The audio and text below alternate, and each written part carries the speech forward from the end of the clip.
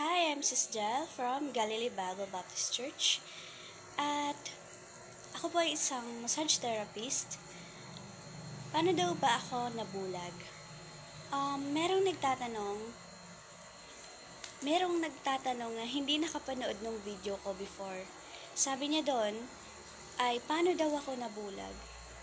So ganito yan.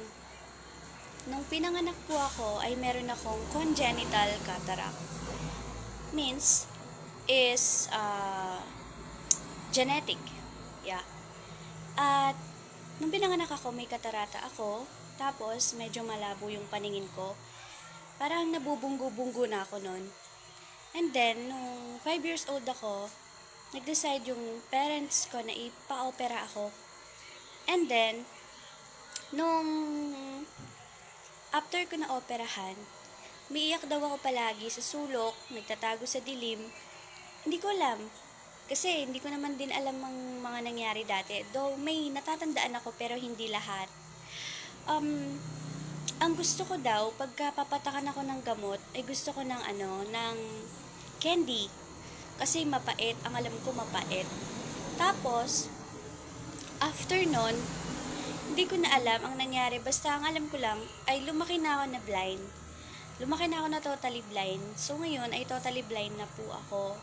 And then, hindi po ako nakapag-aral. As in, meron pong nag-sponsor sa amin sa PNSB. Pero, dahil nga hindi pa ako totally nag-aral, ay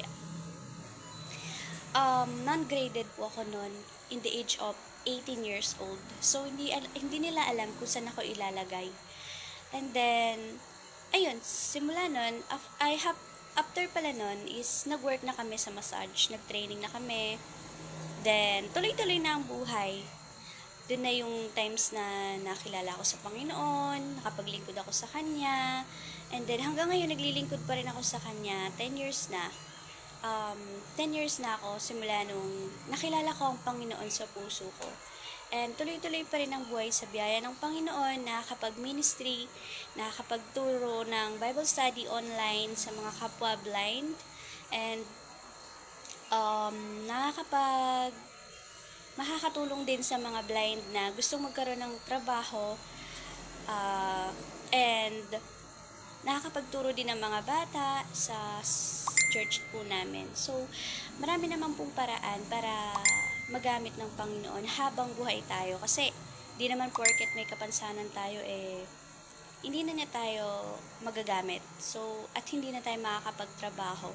So, kaya sa lahat ng gusto mag-work dyan, ng mga visually impaired, and mag-PM lang po kayo sa akin.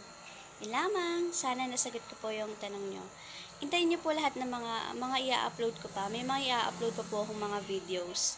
Thank you po sa suporta. To God be all the glory.